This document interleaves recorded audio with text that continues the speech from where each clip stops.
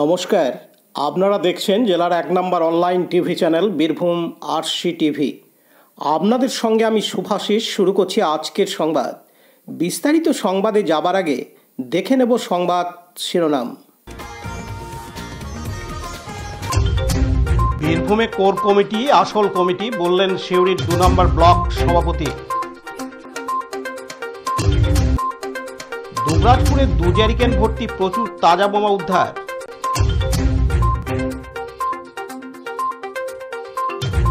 এসইউসিআই দলের পক্ষ থেকে স্মারকলিপি মোরারই থানায়।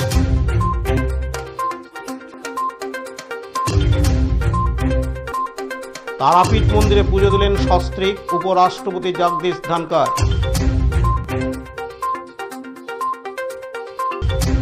জাতীয় বিজ্ঞান দিবস পালিত হল করিদ্দা বিদ্যানিকেতন উচ্চ বিদ্যালয়ে।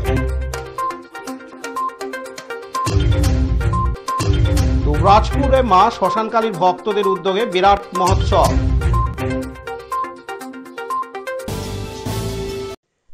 গতকাল বৃহস্পতিবার ২৭শে ফেব্রুয়ারি মুখ্যমন্ত্রী মমতা বন্দ্যোপাধ্যায় নেতাজি ইন্ডোর স্টেডিয়াম থেকে স্পষ্টত জানিয়ে দেন, বীরভূম জেলায় কোর কমিটিকে মান্যতা দিতে হবে, কাজল শেখকে সঙ্গে নিতে হবে। এরপরই আজ শুক্রবার ২৮শে ফেব্রুয়ারি বীরভূম জেলার সিউড়ি ২ নম্বর ব্লকের ব্লক সভাপতি নুরুল ইসলাম স্পষ্টত জানিয়ে দেন, আমি এর আগেও বলেছিলাম, এখনও বলছি, বীরভূম জেলায় কোর কমিটিকে মান্যতা দিতে হবে। যদি এই ব্যক্তিবিশেষ কেউ যদি প্রচার চালায় তাহলে তাকে বড় বিপদে পড়তে হবে। এছাড়াও তিনি স্পষ্ট করে দেন, যারা সিউড়ি ২ নম্বর ব্লকের অনুব্রত মণ্ডলের প্রচার চালিয়ে মানুষকে বিভ্রান্তির সৃষ্টি করে, তারা প্রচারের মাধ্যমে জানাতে চেয়েছিল যে বীরভূম জেলায় অনুব্রত মণ্ডলই শেষ কথা। এটা একদমই ভুল। বীরভূম জেলায় কোর কমিটি শেষ কথা। সেই সঙ্গে কাজল শেখকে সম্মান দিতে হবে, মান্যতা দিতে হবে। বীরভূম জেলায় কোনো ব্যক্তি বিশেষ প্রচার বা রাজ চলবে না। মমতা ব্যানার্জি, অভিষেক বন্দ্যোপাধ্যায় যেটাই ঠিক করেছেন সেইভাবেই পরিচালনা হবে। এর বেশি ব্যক্তি বিশেষ কেউ নয়। যারা এতদিন ব্যক্তি বিশেষ নিয়ে প্রচার চালাচ্ছিলেন বা লাফালাফি করছিলেন তারা ভুল করেছেন। সামনেই বিধানসভা নির্বাচন। মমতা ব্যানার্জি, অভিষেক ব্যানার্জির গড়ে দেওয়া কোর কমিটির পরিচালনার মাধ্যমে বীরভূম জেলায় নির্বাচন হবে। এদিন তিনি আরও জানান, যে বার্তা দিলেন নেত্রী আমাদের, সেটা হচ্ছে আমাদেরকে ইউনাইটেডলি আগামী ২৬শে নির্বাচনকে পাখির চোখ করে আমাদেরকে লড়াই করতে হবে এবং দলীয় শৃঙ্খলা, অনুশাসন আমাদের সবাইকেই মেনে চলতে হবে, আমরা মানতে বাধ্য। এই দুটো বিষয় হচ্ছে আমাদের কাছে খুবই গুরুত্বপূর্ণ এবং এই কথা মাথায় রেখে আমাদের উচিত সবার, যে নেত্রীর নির্দেশই আমাদের কাছে বেদবাক্য। তিনি যেটা বলে দেবেন সেটাই আমরা মেনে চলবো, এর বাইরে আমরা ১ ইঞ্চি কেউ যেতে পারবো না। এটাই আমাদের প্রত্যেকের মাথায় থাকতে হবে। নিজেদের কোনো ব্যক্তি ইমেজ বলে কোনো জিনিস থাকবে না। একথা আমি আগেও বলেছি, কোনো ব্যক্তি ইমেজ চলবে না, নিজের ইমেজ বলে কিছু নাই। আমরা যেখানে যে পদাধিকারী হই না কেন, শুধু আমাদেরকে মনে রাখতে হবে আমরা পরিচালক মাত্র। আমাদের পরিচালনা করার জন্য দিদি এবং অভিষেক বন্দ্যোপাধ্যায় আমাদের দায়িত্ব দিয়েছেন, সেইটাকে মান্যতা দিয়ে চলতে হবে। সেখানে দলীয় অনুশাসন এবং শৃঙ্খলা সমস্ত কিছু মেনে করতে হবে। এর থেকে বাড়তি আমি নিজেকে যদি কিছু ভেবে ফেলি তাহলে সর্বনাশ আছে। আপনি তো বলেছিলেন কাজলকে মান্যতা দিতে হবে, এ কথাটা বীরভূম জেলার মানুষকে তো বলে দেওয়া, নতুন করে বলে দিতে হবে না। তার কারণ আমরা যারা ৩৪ বছরের বাম শাসনে সিপিএম এর নেতৃত্বে জুলুম এবং সন্ত্রাসের শিকার, কত মানুষের প্রাণহানি হয়েছে, কত জীবন এবং সম্পত্তির ক্ষয়ক্ষতি হয়েছে ৩৪ বছর বাম শাসনে। সেখানে আমাদের পাশে ছিলেন নেত্রী একমাত্র। তিনি নিজের জীবনকে বাজি রেখে আমাদেরকে সঙ্গে নিয়ে সিপিএম এর বিরুদ্ধে তিনি লড়াইটা করেছিলেন। এবং সেখানে বুঝতে হবে যে কাজলের পরিবার থেকে ৩টে লাশ বেরিয়েছে। তার পরিবারের তিনজন ভাই, দাদা, বাবা খুন হয়ে গেছেন সেই পরিবারে। আমাদের এই ইতিহাসগুলো তো আমাদের ভুলে গেলে চলবে না। এই ইতিহাস অনেকে ভুলে যায়, যেমন তৃণমূল কংগ্রেসের ইতিহাস। তৃণমূল কংগ্রেসের ইতিহাস সবাইকে জানতে হবে। এই নেত্রীর কি অবদান, নেত্রীর কি ত্যাগ, এগুলো কি সবাই তো জেনেও জানে না, অনেকে বুঝেও বোঝে না। শুধু নিজের ইমেজকে ফাটানোর জন্য তারা দলকে ব্যবহার করে। আমি এর বিরুদ্ধে, এবং আমি এটা ওপেন বলেছিলাম যে আমরা এই মমতা বন্দ্যোপাধ্যায় এবং অভিষেক বন্দ্যোপাধ্যায় ছাড়া আমাদের কাছে আর কিছু নেই। এই কথাটা আমি আগেই বলেছি, এবং একথাও আগে বলেছি যে এই জেলাতে নেত্রীর নির্দেশ আছে কোর কমিটি দলটা চালাবে। অনেকের হয়তো শুনতে খারাপ লেগেছে, কিন্তু আমি তো বলেছিলাম তো সঠিক কথাটা, সেটাই তো মিলছে। দিদি তো তাই বলেছেন, অভিষেক ব্যানার্জি তো তাই বলেছেন, সেটা আমাদের মানতেই হবে। পার্থ দাসের রিপোর্ট, বীরভূম RCTV, সিউড়ি। এখন বিজ্ঞাপন বিরতি, ফিরে আসছি বিরতির পর। আরশি স্টাইল স্কুল ড্রেস এর বিপুল সম্ভার ও সামগ্রী একই ছাদের নিচে। এখানে যে কোনো স্কুল, কলেজ, বেসরকারি শিক্ষা প্রতিষ্ঠান, সিকিউরিটি গার্ড, কেটারিং এর ইউনিফর্মও তৈরি করা হয়। এখানে প্যান্ট, শার্ট, স্কার্ট, জুতো, মোজা, সোয়েটার, ব্লেজার, টুপি, বেল্ট, টাই, জলের বোতল, টিফিন বক্স ও অন্যান্য ইউনিফর্ম সেলাই ও সাপ্লাই করা হয়। এখানে নামি দামি কোম্পানির প্যান্ট, শার্ট, পাঞ্জাবি, পাজামার পিস ও থান কাপড় পাওয়া যায়, যেমন বিমল, রেমন্ডস, ডোনিয়ার, কেলভিন। এখানে গিফট আইটেম, আধুনিক ডিজাইনের কার্পেট, ডাইনিং কভার, পাপোশ, পর্দা ইত্যাদি পাওয়া যায়। বিশেষ প্রস্তাব, প্যান্ট, শার্ট, ব্লাউজ, চুড়িদার, সেলাই ও ফলস পার করা হয়।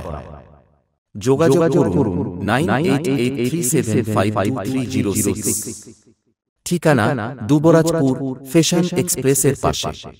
ফিরে এলাম বিরতির পর। দুবরাজপুরের যশপুর গ্রাম পঞ্চায়েতে ধগ্রামে শাল নদীর ধারে চাষ জমির আলের পাশে 2 জ্যারিকেন ভর্তি পোতা রয়েছে প্রচুর তাজা বোমা। পুলিশের অনুমান পোতা তাজা বোমার সংখ্যা প্রায় 60টি হবে। ঘটনাস্থল ঘিরে রাখে দুবরাজপুর থানার পুলিশ। খবর দেওয়া হয় সিআইডির বোম ডিসপোজাল টিমকে। তারা এসে বোমাগুলিকে নিষ্ক্রিয় করেন। মনে করা হচ্ছে শাল নদীর ধারে নির্জন জায়গায় তাজা বোমা বাঁধা হয় এবং মাঠের পাশের আলে জ্যারিকেনে ভরে তা পুঁতে রাখা হয়। কারা এবং কি উদ্দেশ্যে এখানে বোমা বাঁধা হচ্ছিল, কেনই বা তাজা বোমা এখানে পুঁতে রাখা হয়েছে তা তদন্ত করে দেখছে দুবরাজপুর থানার পুলিশ। লালটু মুখার্জির রিপোর্ট, বীরভূম RCTV, দুবরাজপুর। এখন বিজ্ঞাপন বিরতি, ফিরে আসছি বিরতির পর। দুবরাজপুর শ্রী শ্রী রামকৃষ্ণ আশ্রম পরিচালিত অভেদানন্দ সেবামঙ্গল হাসপাতাল বীরভূম জেলার বুকে একটি অন্যতম সেরা চক্ষু হাসপাতাল। এখানে প্রত্যেক দিন স্বল্প মূল্যে অত্যাধুনিক যন্ত্রপাতির সাহায্যে অভিজ্ঞ চক্ষু বিশেষজ্ঞের দ্বারা চক্ষু পরীক্ষা ও চক্ষু ছানি অপারেশন, পেকো মাইক্রো সার্জারি করা হয়। এছাড়াও এই হাসপাতালে অতি স্বল্প মূল্যে যাবতীয় পরীক্ষা নিরীক্ষা, যেমন রক্তের সমস্ত রকম পরীক্ষা, ECG, USG, থাইরয়েড পরীক্ষা করা হয়। এখানে অতি স্বল্প মূল্যে চশমাও তৈরি করা হয়। এছাড়াও এখানে প্রত্যেক দিন বিনামূল্যে অন্যান্য রোগেরও চিকিৎসা করা হয়। আমাদের আদর্শ শিব জ্ঞানের চিৎ সেবা। যোগাযোগের নম্বর 9382571046 অথবা 9564554959 অথবা 7407405155। ঠিকানা অভেদানন্দ সেবামঙ্গল হাসপাতাল, ওয়ার্ড নম্বর 4, দুবরাজপুর, বীরভূম। ফিরে এলাম বিরতির পর। আজ শুক্রবার 28শে ফেব্রুয়ারি বীরভূম জেলার মোরারই থানায় এসইউসিআই দলের পক্ষ থেকে গোটা মোরারই বাজার পদযাত্রা মিছিল করে পরিক্রমা করে এবং মোরারই থানায় একটি স্মারকলিপি জমা দেওয়া হয়। তাদের দাবি, সদ্য মোরারই 1 নম্বর ব্লকের মোহরাপুর গ্রামে পঞ্চায়েতের রামনগর গ্রামে গৃহবধূ ধর্ষণের কাণ্ডে অভিযুক্তদের উপযুক্ত শাস্তি দিতে হবে মোরারই থানা পুলিশকে। এই এলাকায় যত মদের দোকান আছে সেগুলিকে বন্ধ করতে হবে। শুধু রাজস্ব বাড়াবার নাম করে মদের ব্যবসা চলবে না। মদ তৈরির কারখানা এই মুহূর্তে বন্ধ করতে হবে। এদিন এসইউসিআই দলের বীরভূম জেলা যুব সংগঠনের সম্পাদক সেলিম আক্তার জানান, আপনারা সম্প্রতি জেনেছেন যে মোরারই থানার মোহরাপুর পঞ্চায়েতের রামনগর গ্রামে এক গৃহবধূকে ধর্ষণ করেছে। সেই ধর্ষণের অভিযুক্তদের কঠোর শাস্তির দাবিতে আমরা আজকে রাস্তায় নেমেছি। আপনারা জানেন, আমরা এমন একটা সমাজে বাস করছি যেখানে 3 বছরের শিশুকন্যা থেকে শুরু করে 70 বছরের বৃদ্ধা মায়েরা রেপ্ট হয়, যেখানে মেয়েরা নিরাপত্তাহীনতায় ভুগছে। এখনও আরজিকর মেডিকেল কলেজের ঘটনায় দগদগে গা শুকায়নি, এখনও তার প্রকৃত দোষীরা শাস্তি পায়নি। গোটা রাজ্য জুড়ে, গোটা দেশ জুড়ে ধর্ষকরা বুক ফুলিয়ে ঘুরে বেড়াচ্ছে। তার পাশাপাশি এর যে মূল কারণ সেটা হচ্ছে মদ। পশ্চিমবাংলায় রাজস্ব আদায়ের নাম করে পশ্চিমবাংলার মাটি মানুষের সরকার মদ বিক্রি বাড়াতে চাইছে। আমরা এই মদকে নিষিদ্ধ ঘোষণা করার দাবি জানাচ্ছি, আর মেয়েরা যেন নিরাপত্তা পায়, এবং পাশাপাশি এই যে ধর্ষিতার পরিবার রামনগর গ্রামে, তারা যেন শাসক দলের কাছে কোনো রকম ভয় ভীতি না পায়। সেখানে মুরারই থানার পুলিশকে প্রোটেকশন দিতে হবে। এই দাবির ভিত্তিতে আমরা আজকে মুরারই থানায় এসেছি, আমরা একটা মেমোরেন্ডাম পেশ করার জন্য। আমি সেমিম আক্তার, এসইউসিআই কমিউনিস্ট দলের যুব সংগঠন এআইডিওয়াইর বীরভূম জেলা কমিটির সম্পাদক। দীপু মিয়া রিপোর্ট, বীরভূম RCTV, মুরারই। এখন বিজ্ঞাপন বিরতি, ফিরে আসছি বিরতির পর। সব থেকে ভালো চিকিৎসা সবচেয়ে কম খরচে, সবচেয়ে কম খরচে। সব থেকে ভালো চিকিৎসা সবচেয়ে কম খরচে, সবচেয়ে কম খরচে। বিশ্বমানের স্বাস্থ্য পরিষেবা মিলবে দিনে রাতে, বিশ্বমানের স্বাস্থ্য পরিষেবা মিলবে দিনে রাতে। মণি মহেশ হসপিটাল, মণি মহেশ হসপিটাল, মণি মহেশ হসপিটাল, মণি মহেশ হসপিটাল। মণি মহেশ হসপিটাল, দুবরাজপুর, বীরভূম। ফিরে এলাম বিরতির পর। তারাপীঠ মন্দিরে পুজো দিয়ে বিশ্ব শান্তির জন্য প্রার্থনা করলেন উপরাষ্ট্রপতি জগদীশ ধনখড়। এদিন তিনি বলেন, আমাদের সংস্কৃতি সৃজন করা পরম দায়িত্ব। কলকাতায় সায়েন্স সিটিতে একটি অনুষ্ঠানে যোগ দিতে রাজ্যে এসছেন তিনি। সেই সফরের ফাঁকেই মাত্র 15 মিনিটের জন্য ব্যক্তিগত সফরে সস্ত্রীক তারাপীঠ মন্দিরে পুজো দিয়ে গেলেন উপরাষ্ট্রপতি। আজ শুক্রবার 28 ফেব্রুয়ারি স্ত্রী সুদেশ ধনখড়কে সঙ্গে নিয়ে সিদ্ধপীঠ তারাপীঠ মন্দিরে পুজো দিলেন তিনি। এদিন কলকাতার সায়েন্স সিটির মূল প্রেক্ষাগৃহে একটি অনুষ্ঠানে যোগ দেবেন তিনি। তার আগে দিল্লি থেকে সরাসরি পানাগড়ে নামে তার বিমানে, সেখান থেকে বায়ুসেনার কপ্টার করে প্রতিবেশী ঝাড়খণ্ড রাজ্যের সুরিচুয়াতে বায়ুসেনার ঘাঁটিতে, তারপর সড়ক পথে সকাল 10:15 তারাপীঠ মন্দিরে পৌঁছান উপরাষ্ট্রপতি ধনখড়। এটি সম্পূর্ণ তার ব্যক্তিগত সফর। উপরাষ্ট্রপতির নিরাপত্তার জন্য বীরভূম জেলা পুলিশ সুপার আমনদীপ সিং এর নেতৃত্বে মন্দির চত্বর নিরাপত্তার মধ্যেই মাত্র 15 মিনিট ছিলেন উপরাষ্ট্রপতি। পুজো দিয়ে মন্দির থেকে বেরোনোর সময় তিনি বলেন, আমরা দুজনেই অভিভূত, একটি অনন্য অনুভূতি প্রাপ্ত হলো। দেশের কল্যাণ প্রার্থনা করছি, সবাইকে শুভকামনা। আমাদের ধর্মীয় স্থান প্রেরণার স্রোত, আমাদের সংস্কৃতি বহন করা, সৃজন করা আমাদের দায়িত্ব। আমি চাই বিশ্ব শান্তি। এদিন তিনি আরও জানান, ये हमारे धार्मिक स्थल प्रेरणा के स्रोत हैं। हमारी संस्कृति का विसर्जन करना हमारा परम दायित्व है। We have felt blessed. We have sought universal bliss. অন্যদিকে তারাপীঠ মন্দিরের পুরোহিত অমিত কুমার চট্টোপাধ্যায় বলেন, ভারতের উপরাষ্ট্রপতি দেশবাসীর মঙ্গলের জন্য পুজো দিলেন। এদিন তিনি আরো বলেন, আজকে উপরাষ্ট্রপতি মহাশয় মায়ের কাছে পুষ্পমাল্য, ফল মূল, মিষ্টান্ন, শাড়ি এবং চুন্নি, অঞ্জলি সহকারে পুজো দিলেন।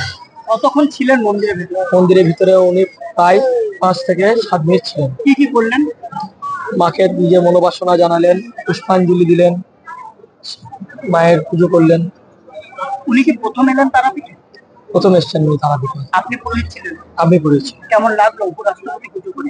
তবে ভাবতে পারিনি যে এই সুযোগটা আমি পাবো, পেয়েছি। খুবই খুশি, মানে বলার কিছু আমি প্রকাশ করতে পারছি না, এতটাই খুশি হয়েছি। ওনার পুজো করতে পেরে নিজেকে গর্বিত বোধ করছি। আমি অত বড় মানুষ, আমি কোথায় পুজো করতে পেরে। মা তারাকে শাড়ি পরালো, আলতা পরালো, স্পষ্ট করে পুজো দিয়েছেন? হ্যাঁ। কি কি করেছেন? শাড়ি পরিয়েছেন, চুন্নি দিয়েছেন, পুষ্পাঞ্জলি দিয়েছেন। কে কে ছিলেন? আমি ছিলাম, আর আমার দাদা ছিল নিত্যানন্দ চ্যাটার্জি। উপরাষ্ট্রপতি কে ছিলেন? উপরাষ্ট্রপতি ছিলেন, ওনার স্ত্রী ছিলেন। কি চাইলেন মায়ের কাছে, প্রার্থনা কি করলেন? সেটা উনি মন থেকে বলেছে, দেশবাসীর মঙ্গল কামনার জন্য বলেছেন। কি নাম আপনার? আমার নাম অমিত কুমার চ্যাটার্জি। কাজী আমিরুল ইসলামের report, Birbhum RC TV, Tarapith. এখন বিজ্ঞাপন বিরতি, ফিরে আসছি বিরতির পর। এখন বিজ্ঞাপন বিরতি, ফিরে আসছি বিরতির পর। দুবরাজপুর শ্রী শ্রী রামকৃষ্ণ আশ্রম পরিচালিত অভেদানন্দ সেবামঙ্গল হাসপাতাল বীরভূম জেলার বুকে একটি অন্যতম সেরা চক্ষু হাসপাতাল।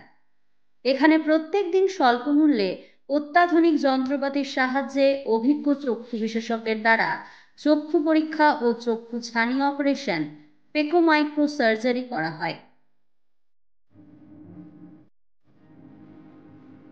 এছাড়াও এই হাসপাতালে অতি স্বল্প মূল্যে যাবতীয় পরীক্ষা নিরীক্ষা যেমন রক্তের সমস্ত রকম পরীক্ষা, ইসিজি, ইউএসজি, থাইরয়েড পরীক্ষা করা হয়। এখানে অতি স্বল্প মূল্যে চশমাও তৈরি করা হয়। এছাড়াও এখানে প্রত্যেক দিন বিনামূল্যে অন্যান্য রোগেরও চিকিৎসা করা হয়। আমাদের আদর্শ শিব জ্ঞানে চিপ সেবা। যোগাযোগের নম্বর 9382571046 অথবা 9564554959 অথবা 7407405155। ঠিকানা অভেদানন্দ সেবামঙ্গল হাসপাতাল, ওয়ার্ড নম্বর 4, দুবরাজপুর, বীরভূম। ফিরে এলাম বিরতির পর। আজ শুক্রবার 28শে ফেব্রুয়ারি দিনটি ভারতের জাতীয় বিজ্ঞান দিবস হিসেবে চিহ্নিত। দিনটি ভারতীয় বিজ্ঞানী সিভি রমনের স্মৃতিতে পালিত হয়। তিনি 1930 সালে রমন এফেক্ট আবিষ্কার করেছিলেন এবং তার জন্য তিনি নোবেল পুরস্কার পান। বীরভূমের সিউড়ি সংলগ্ন করিদ্দা বিদ্যানিকেতন উচ্চ বিদ্যালয়ে দিনটি উৎসাহের সঙ্গে পালিত হয়। এদিন মুখ্য বক্তা হিসেবে উপস্থিত ছিলেন বিজ্ঞানী ডক্টর বিশ্বজিৎ রোজ। এদিন বিদ্যালয়ে পড়ুয়ারা একটি বিজ্ঞান প্রদর্শনীর আয়োজন করে। অনুষ্ঠানে মুখ্য কথা পরিবেশন করেন বিদ্যালয়ের ভারপ্রাপ্তা শিক্ষিকা সুজাতা দাস সাহা।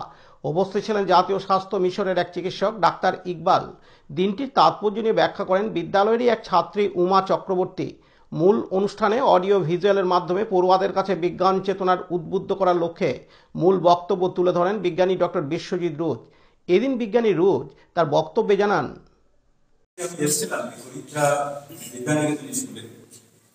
এই স্কুল আজকে উদযাপন করছে যেটা হচ্ছে ন্যাশনাল সায়েন্স ডে, জাতীয় বিজ্ঞান দিবস 28 ফেব্রুয়ারি। প্রত্যেক বছরটা পালিত হয় গভর্নমেন্ট অফ ইন্ডিয়া থেকে।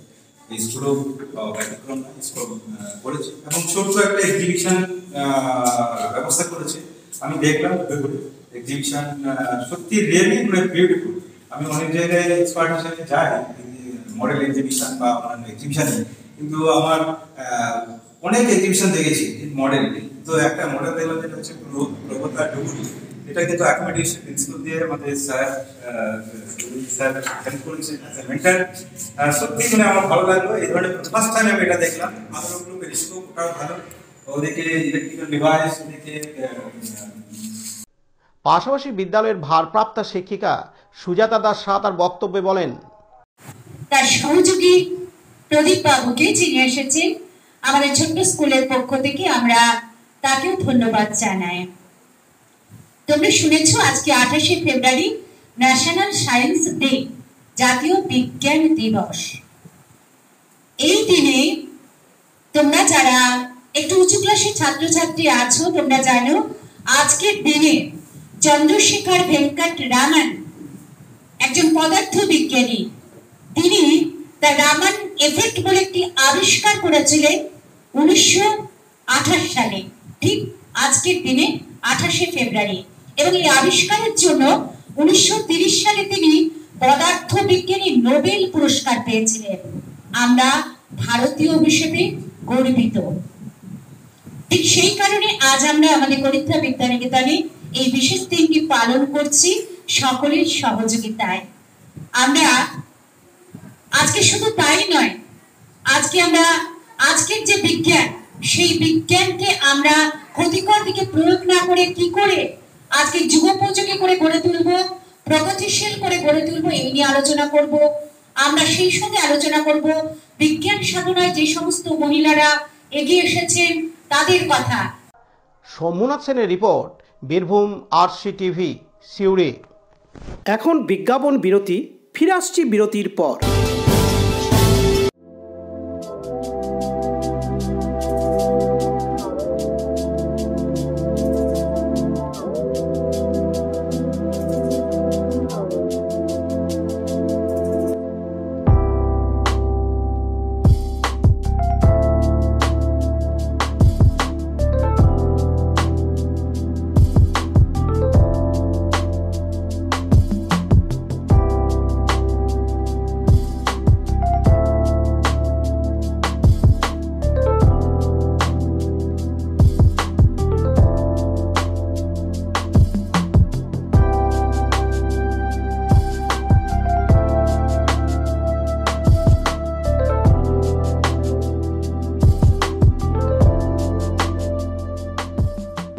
ফিরে এলাম বিরতির পর। দুবরাজপুরে মা শ্মশানকালীর ভক্তদের উদ্যোগে বিরাট মহোৎসবের আয়োজন করা হয়। শিবরাত্রির পরের দিন অমাবস্যায় গত 3 বছর ধরে এই মহোৎসব হয়ে আসছে। গতকাল বৃহস্পতিবার 27শে ফেব্রুয়ারি অমাবস্যার দিন শ্মশানে কালী মন্দিরে বিশেষ পুজো পাঠ ও হোমযজ্ঞ হয়। পরে ভক্তদের বসে প্রসাদ খাওয়ানো হয়। এদিন ভক্তদের খিচুড়ি, সবজি, 5 মেশালির টক ও বোঁদে খাওয়ানো হয়। প্রায় 15,000 ভক্ত এদিন শ্মশানে কালী মন্দিরে প্রসাদ গ্রহণ করেন।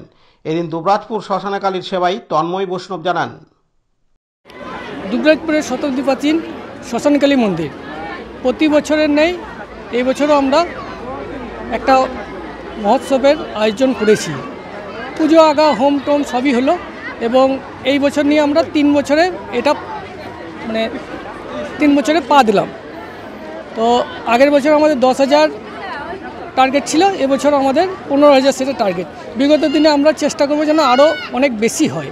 ঠিক আছে, আমরা অনেক জায়গায় যাই, সেখানে ভক্তদের ঠাকুরের প্রসাদ খেয়ে আসি। আমরাও চাইছি যে দুবরাজপুর শুধু নয়, দুবরাজপুর আশেপাশে গ্রাম থেকেও যেন মানুষ এসে এই প্রসাদ খেয়ে যেতে পারে। ঠিক আছে, এবং এই মহোৎসব দুবরাজপুরের কিছু ভালো ভালো মানুষ এগিয়ে এসেছে, তারা সাহায্যে হাত বাড়িয়েছে এবং এই মহোৎসব আমার একার নয়, গোটা দুবরাজপুরের মহোৎসব। আমার নাম তন্ময় দাস বৈষ্ণব। অন্যদিকে শ্মশানে কালীর ভক্ত গৌতম দাস বলেন, সবার প্রথমে কালী মায়ের চরণতলে জানাই শত শত কোটি প্রণাম। তারপর গোটা দুবরাজপুরবাসীকে জানাই অসংখ্য ধন্যবাদ, কারণ আজ এই এত বড় একটা মহোৎসবের আয়োজন আমরা করতে পেরেছি পুরো দুবরাজপুরবাসীর সহযোগিতার জন্য। আজ গোটা দুবরাজপুরবাসী শ্মশানী কালী মায়ের ভক্তরা এগিয়ে এসেছেন, সহযোগিতা করেছেন বলেই আজ আমরা এই জায়গায় দাঁড়িয়ে 15,000 ভক্তের খিচুড়ি ভোগের ব্যবস্থা আমরা করতে পেরেছি। সেই জন্য আমি আবার গোটা দুবরাজপুরবাসী শ্মশানী কালী মায়ের সমস্ত ভক্তদেরকে আবার আমার অন্তর থেকে প্রণাম এবং আন্তরিক শুভেচ্ছা, অনেক অনেক ভালোবাসা। আজকে প্রসাদে মায়ের খিচুড়ি ভোগ, 5 মিশালি একটা টক আর একটা 5 মিশালি একটা সবজি আর বোঁদে। এটা আমাদের পূর্বপুরুষেরা অনেক বছর থেকেই করে এসেছে, কিছু কারণে মাঝে বন্ধ হয়ে গেছিল, আবার আমাদের নিউ জেনারেশনের ছেলেরা উদ্যোগ নিয়ে নতুন করে আবার এটা আজ 3 বছরে এই বছর পা দিচ্ছে। এইগুলো আজ আমরা গোটা দুবরাজপুরবাসীর সহযোগিতা এবং পুরো ভক্তদের সমস্ত কিছু সহযোগিতার উপস্থিত এবং সহযোগিতার জন্যই আমরা আজকে এত বড় মহোৎসব করতে পেরেছি। মহোৎসব তো একার দ্বারা সম্ভব নয়, উদ্যোগ মাত্র আমরা গুটি কয়েকজন নিয়েছিলাম, কিন্তু আমাদের সঙ্গে সমস্ত ভক্তগণ এগিয়ে এসেছে, তাই আমরা এত বড় মহোৎসব করার সাহস জোগাতে পেরেছি। আমার নাম Goutam Das. Laltu Mukherjee report, Birbhum RC TV, Dubrajpur.